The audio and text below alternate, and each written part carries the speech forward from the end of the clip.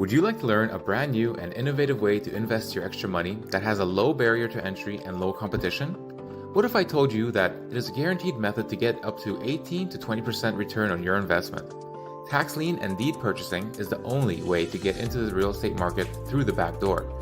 No credit and no loans needed. This method isn't commonly taught, and therefore the competition is very low, for now. Put together a 14-hour info-packed course which will teach you everything you'll need to know to get started. Learn at your own pace, step-by-step guided video and aids to start you on the TLC deed investment process. The course offers many learning tools for new investors, helping ensure you safely invest in tax liens and deeds. Contact us today and join the buyback team. All right. Blessings. Blessings, Secure Your Energy family and Primetime Home Buyers family and everybody else who's tuning in. I want to say love and blessings to you, and I appreciate you for being here, for tuning in with Lashley tonight. So today we're going to be going into the topic as stated above. Are private investors increasing the rate? So the topic, it says investors bought up about 25% of homes sold last year. Is it driving up the rent and home loan rates? All right. So let's get to it. All right. Let me just make sure that everybody can hear me and see me. As usual, no notification came. Amazing YouTube. Just want to make sure that everybody's on the same page and that we are here. All right. The notification just came right after I said it. That's amazing. All right, let me see. All right, let's get this party started. So we're going to start with an article that's brought to you by Arizona Family, which consists of information coming from you from News 3 and 5. And this article entitles Investors Buy Thousands of Phoenix area home as rent prices spike. So this is just going to be a first example of what we're talking about. This has been going on for years, but it's like basically what happened in the last 2 years have drove the market haywire. And we're going to talk about it. We're going to make it make sense. So here is the article. Let's get it started. Hurt in a wreck and don't have health insurance and money for co-pays and deductibles? No problem. You don't have money for copay, health deductibles? No problem. I'm just, I hope you guys are doing well. We'll wait till this commercial's over. Hopefully now we could. Being too expensive for most ordinary people. Rents are up triple digits. Same with home sales. Investigative reporter Morgan Lowe is following the money. One of the big selling points to living in Arizona used to be that just about anyone could afford to live in a nice neighborhood like this one. That's not the reality today, thanks to hundreds of thousands of new residents, a new breed of real estate investors, and a big shortage of new construction. The Phoenix area real estate market has gone through the roof. Double-digit increases in home values mean lots of homeowners have become much wealthier, on paper at least. But there is a downside to this sky-high real estate. People loved living here because it was affordable versus like California, for instance. But I think it's getting to the point where it's definitely more expensive than what people initially came here for. Cassandra Davis lives on a fixed military stipend while she attends school. She says the higher housing costs are starting to affect her. Like with that price increase, my stipend doesn't increase, so my money, runs out a little bit quicker. Valley rent prices have increased an average of 30% in the past year, and that is threatening to price regular working families out of the housing market. Where do the cops live? Where do the firemen live? Where do the nurses live? Where do the teachers live? Elliot Pollack is a longtime Phoenix economist. He says the problem is there are not enough housing units, homes and apartments available to rent or buy. You have this huge demand and you have very limited supply. And you now have the lowest vacancy rates for apartment rentals and apartment ownership probably in history. All of this caught the attention of big money out-of-state investors. AZ Family Investigates obtained housing data from the Maricopa County Assessor's Office, details about every home and lot in the county. And we found hundreds of investors have bought up thousands, tens of thousands of homes.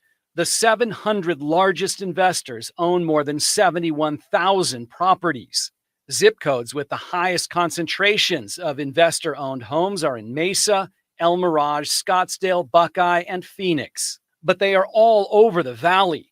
One of those investors, Invitation Homes, owns 8,700 properties in the Phoenix market alone. Antonio Perez lives in an Invitation Home. He's about to move out because he says the company raised the rent by nearly $600 per month. ¿Es mucho dinero por usted? Sí, algo. Invitation Homes sent us a statement that reads in part, Phoenix is an attractive market for our residents and therefore for Invitation Homes. Our rents are driven by the market and we price our rents competitively in every market in which we operate. The result is that you've got wealthy people that are getting even wealthier because they are buying up all these units and pricing regular average Arizona citizens out of those homes. State Senator Martin Quesada believes the increased cost of housing is one of the most important issues that state leaders are not addressing. The membership here hasn't realized how dramatically that rent has increased. And so I think it's just a disconnect from the populations that we serve. On March 2nd, Quesada tweeted, "Rent is due today." How many Arizonans' rent increased in such a substantial way that they are struggling to afford to be able to make that payment? He says he was floored by the response. People were telling me their rent had gone up $300, $400, $500, and they're really being priced out of a place, priced out of their own home. But who is to blame for the high prices? Investors bought 21% of the homes in the Phoenix market last year. But Elliot Pollack says he doesn't think those investors are to blame. These guys are coming in because they saw this supply-demand situation. They bought the house in anticipation of higher rents that are market-driven. If somebody was trying to come in and raise rents, but there was enough housing, guess what? He couldn't get away with it. Pollack believes the big problem is that there hasn't been enough new home and apartment building. But that data from the county assessor's office shows there are currently thousands of empty lots ready and waiting for builders to build. Why can't those just get built? That used to take 6 to 8 months. In some places, it's taking 18 months. And that's because cities are simply backed up. A complex problem with no quick solutions. And while more and more working adults get priced out of the housing market, there appears to be no rush by policymakers to make changes that might make the market more affordable. I'm Morgan Lowe for Arizona's Family. Morgan, thanks. We compiled the hot zips for investor-owned homes. If you want to see how your neighborhood stacks up, just go to our AZ Family News app or website right now.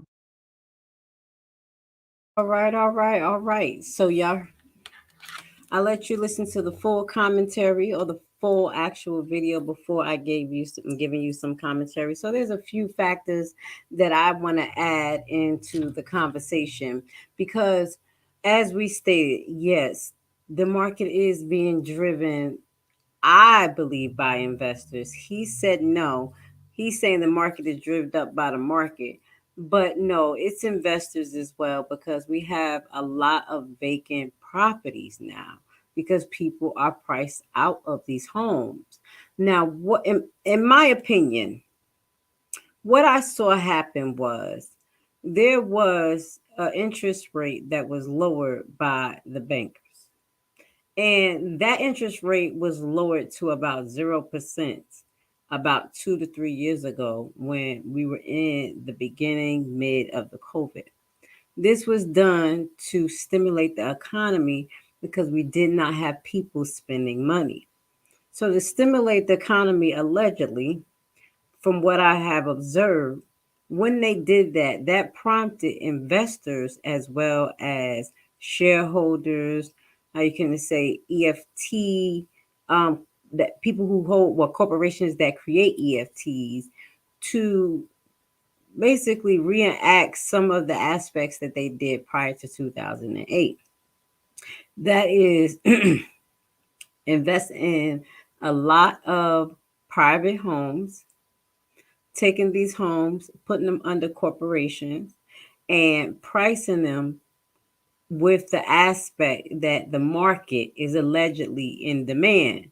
But it is my opinion, is a superficial creation because of the chain of events that happen. It's funny because as a homeschooling mom, I talk to my kids about the economy as well as we talk about the concept of um, how business ethics are established in the United States. And one of the things we talked about is if supply and demand. If there's more of a demand for less supply, allegedly, the price will go up. But if we had a system that we come up with where we can create the product functionally and consistently at a reasonable price, we would be able to give more than the few the actual product. But because we live in a capitalistic America, and that is the way that they teach, this is what we get. Less humanistic market, which means I say less humanistic because us as human beings are suffering, which means people are not able to pay their mortgage and their rent because of you have private investors that are coming in and literally jacking up the prices, reneging on contracts. Like we have went over stories where contractors and builders reneged on contracts that wasn't secure and had clause do on do on do on I forgot what it's called, clauses, basically where if they felt or a certain situation applied to the terms and conditions of the contract, they can renege, pull out, or force you to pay the full amount. And sometimes they'll do on clauses are in mortgage agreements, which should have been phased out through the Dodd-Frank Act and the predatory lending laws that were put up. But obviously, something has happened, and our market has severely shift because it seems like there is less regulations, allegedly, in my eyes. So you have a market that's allegedly being driven by the market, as he says, not the factors of massive amount of outside investors and hedge funds, as well as company allegedly like Zillow and realestate.com who have purchased properties and bought properties with the aspects of reselling them for these inflated price. Now, another thing he stated is that people seem to be rich on paper, which means that your assets has been inflated as well if you're a homeowner. Many people who had homes that were 200,000 right now they're looking like they're 350,000. But if some people were to sell their property for that amount, it's not a given that they're going to get another home, allegedly because of the market. So this is why we have primetime home buyers, where we eliminate the middleman, which is the lender, and go in straight and invest straight through the taxes because we don't want to inflate the market. If we get a property, just going into tax liens and tax deeds, if we get a property for an investment of about $10,000 and it's worth $150,000, I don't think as a human investor, solo, maybe be represented by a business, for tax purposes, would inflate the home to 250 just because we are human. We don't think like a corporation. We think like human beings. And this is why we're talking about this subject matter, because I really want people to understand their importance in the market, in the re-regulation of the market. It's not just rules, regulations, and bills that are put in place. It's how we react to the market. It's how we deal with the market and which ways we maneuver. And this is why we have primetime home buyers. So I want to get into another article, but just to close off, they said literally about 700 corporations bought over 70,000 homes. One of the corporations owned over 8,000 homes. This is something that should be regulated by our market, should be regulated by the officials in the area as well, and put some restrictions on that. All right. So investors bought a quarter of homes sold last year. This is July 22nd, 2022. And this article is going to be brought to you by Pew. And we're going to get into it. Let me put it on the screen for you guys so you can see it. I appreciate you guys watching the video, being in tune, being on point, and stepping outside of the box to learn something or focus in on something that's going to help you make better financial decisions related to your investment needs. Okay.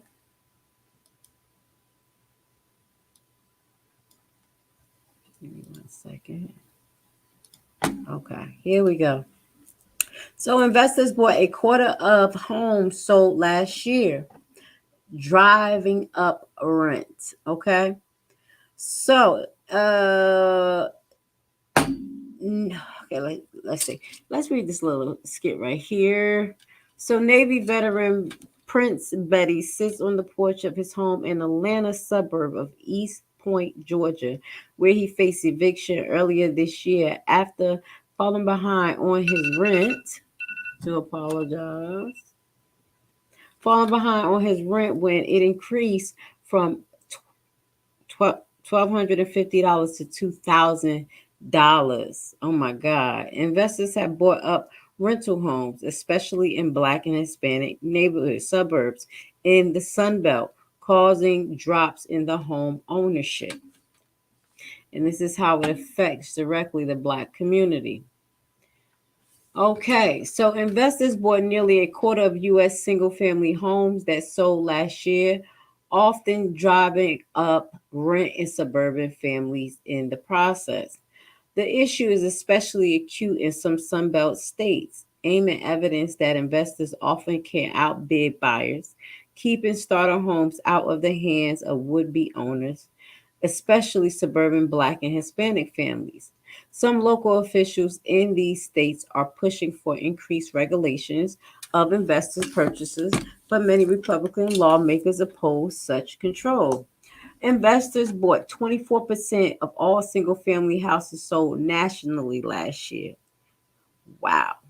Up from 15% to 16% annually going back from 2012, according to the state line analyst of data provided by the CoreLogic, a California-based data analytic firm. That shares dropping only slightly in the first 5 months of 2022 to 22%. Investors purchased double or more in Florida, Nevada, Vermont, Washington states from 2020 to 2021.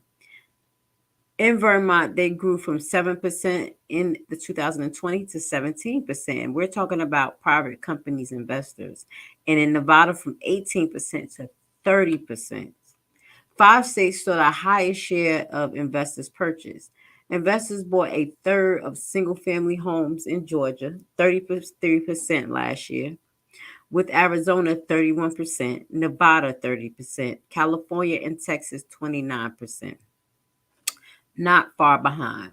Investor ownership began to grow after the Great Recession in 2008 to 2009, where large swaths of overbuilt Sunbelt homes went into foreclosures and investors snatched them up. Investor ownership grew again last year as the pandemic-related demands for suburban houses rose, and investors saw a chance to win bidding wars with cash buyers, as because definitely the interest rate for loans was very low, so they were just getting loans. Like the investors be able to get loans at a different rate than the common person. Okay. And I'm talking about investors within these big hedge funds, not investors like me and you. We get a little tax break. We talking about the investors that actually fund some of our politicians, allegedly. So investors' home purchase spike in 2001. Let's see what this say. So North Dakota investor share of home sales were in 2021 15%. Investors' home sales 2021 was 2,335, changing from 2020 51%. Okay, so let's see. Georgia, these states is the highest. Georgia, you can tell. Oh, it's terrible. 87,000 homes was bought by investors in 2021. Let's see what else state. A lot of these states, well, I'm surprised California would like this because regulation wise, the regulations that were going on and the restrictions caused a lot of migration last year. In the last 2 years, I was talking to a young lady today and she was saying how, I forgot what she called people. She called people from out of the state migrators. Something I forgot. I don't know what it was. Some type of phrase, and I said, "Baby, we're all migrated, especially because of these type of situations that goes on, and disparities and money shifts and economy changes. People migrate. So this is how it shifts and the demand increase. But Georgia has a lot of land as well. So my thing is not it don't make sense to me because if it's based on supply and demand, we have homes, area land, and then you have new people moving in, and that's creating jobs, that's bringing education. It should grow accordingly. It should make some sense because those people are coming with skills that needs these homes as well, at least some of them, that's going to be able to contribute to the growing revenue in the sectors that needs personnel. But maybe it doesn't work like that. Okay, across most states, investors' purchase of homes spiked in 2021 and remained elevated in early months of 2022. Investors made 29% or more of the home purchases last year in Arizona, California, Georgia, Texas, Nevada, and investors purchased double or more from 2020 for Florida, Nevada, Vermont, Washington. So if you want to see sources related to this information, I'm going to share this article at the bottom of the description of the video for you guys, and that is on the YouTube page. And and you'll be able to look at core source logic, a state line and analyst. Okay, this is where you can look up some of this data. And I do want to give you a heads up. We will be switching most of our platforms over to Rumble. We do have a few platforms already on Rumble that's doing pretty well. So we want to make sure that we're able to express ourselves as well as provide as much factual information for you to make the adequate decisions without being totally restricted. So if you are a fan of our Primetime Homebuyer page, we will still be on YouTube for Primetime Homebuyers, as well as Secure Your Energy, depending on the subject matter. But we will be moving all of our platforms over to Rumble and other platforms, and we're going to keep you posted as far as these two, and that's Secure Your Energy and Primetime. So we're going to let you know that we're going to have another platform for our members to go to. It's very important that we share factual and free information with you guys, and we want to make sure that you make the adequate decisions so we don't have a repeat of certain situations that has been happening over the last couple of years, which I believe is due to censorship and us not being able to talk freely in the free America. So I love you guys, and I do want to let you know that I am working to be on the most freest platform that we can be on to share the most up-to-date information. So let's get into the renters issue. We have renters. The rent is going up, as you saw. It went from $1,250 to $2,000. That is so wrong. It is wrong. So there are 10 states where renters are most behind on payments, and high cost California, allegedly, didn't make the list. So let's read this together. This is brought to you by CNBC, and it was published October 7, 2022.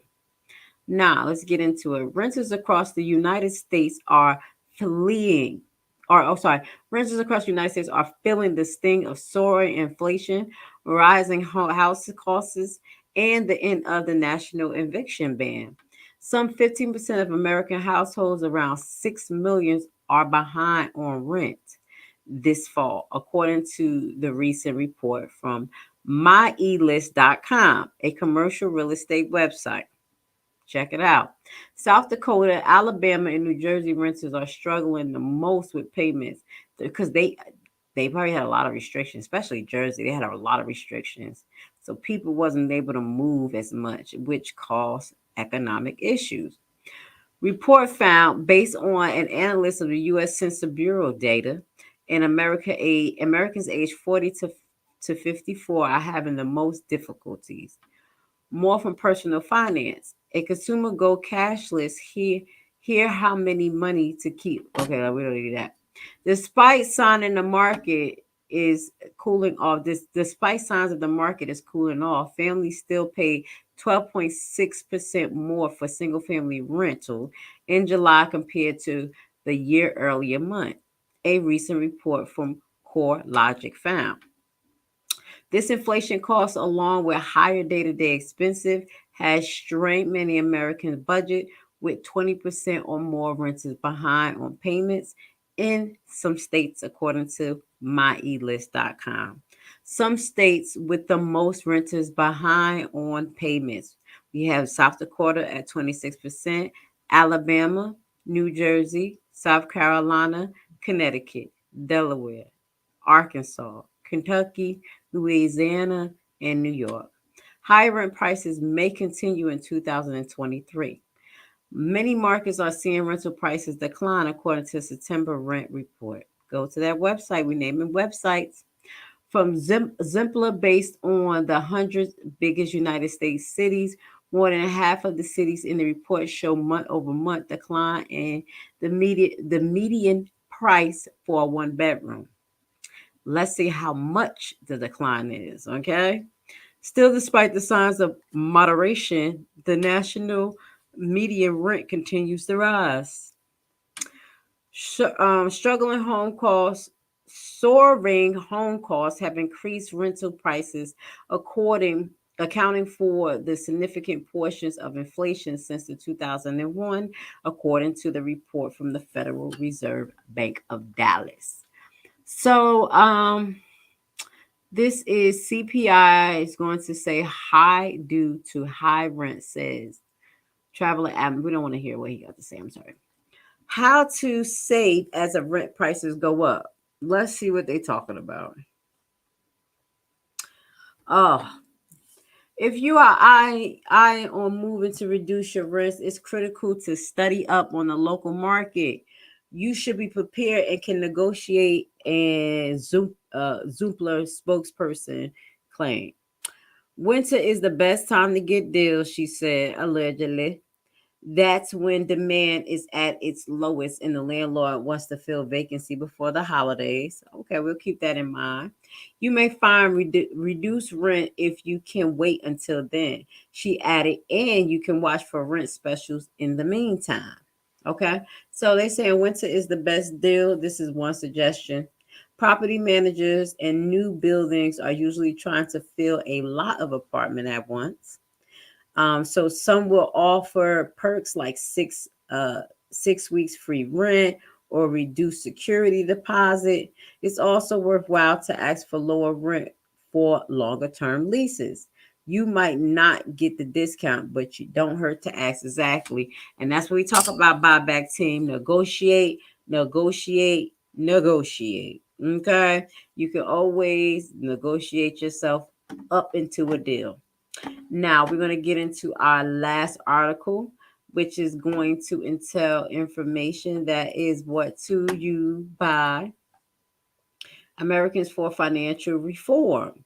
Research memo, new AFR research, eliminate minimum number of private equity owner home units. So this is talking about the number of units of one unit homes that has been basically scooped up.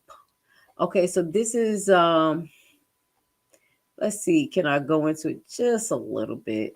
Not a lot because it's pretty long, but I want us to actually just have this information at our fingertips, especially the buyback team. We need to be aware of our economy and the situations that we're getting into. Very, very important. But we're grateful to be first in line so we don't have to deal with the mortgage companies. So this is an article that's brought to you by AFR, Americans for Financial Reform. And we're just going to scroll down to findings. Property equity firm own an estimate. So property equity firms own an estimate of 239,018 rental single family homes across the country as of June 2022. So this is a table. Where the table at? Can we see the table right here? Let's see.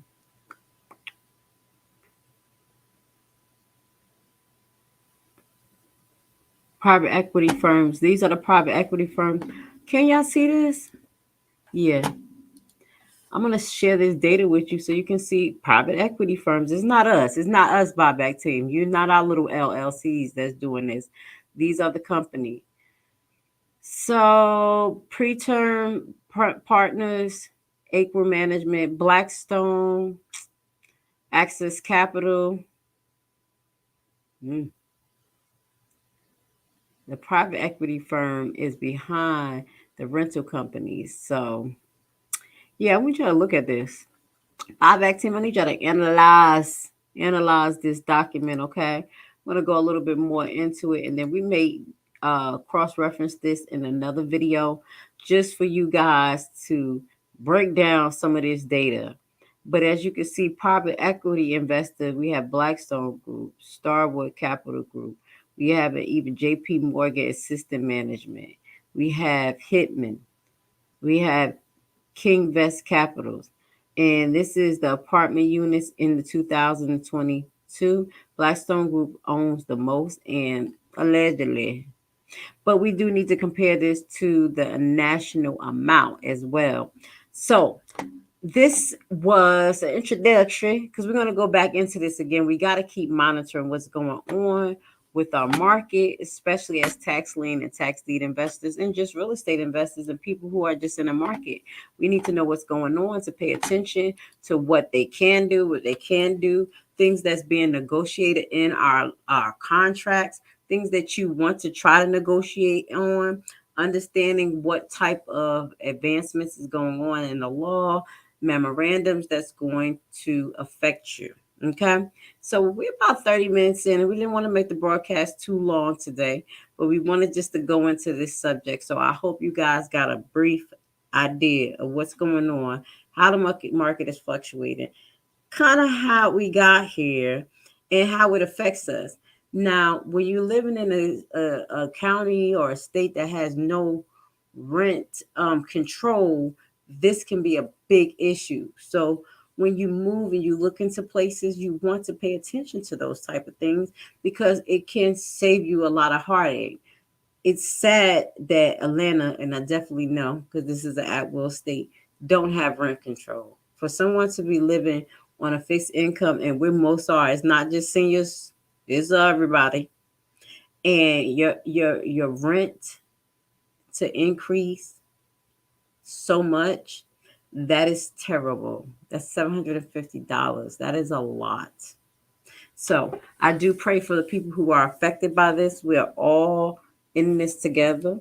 So this is why we provide the information we provide at Primetime Home Buyers. So I ask for you to get in the course and do exactly how our closing video says. Get into the buyback team. We appreciate you, and I am grateful for you watching. Your team lead, Lashley. Would you like to learn a brand new and innovative way to invest your extra money that has a low barrier to entry and low competition? What if I told you that it is a guaranteed method to get up to 18 to 20% return on your investment? Tax lien and deed purchasing is the only way to get into the real estate market through the back door. No credit and no loans needed. This method isn't commonly taught, and therefore the competition is very low, for now. Put together a 14-hour info-packed course which will teach you everything you'll need to know to get started. Learn at your own pace, step-by-step guided video and aids to start you on the TLC deed investment process. The course offers many learning tools for new investors, helping ensure you safely invest in tax liens and deeds. Contact us today and join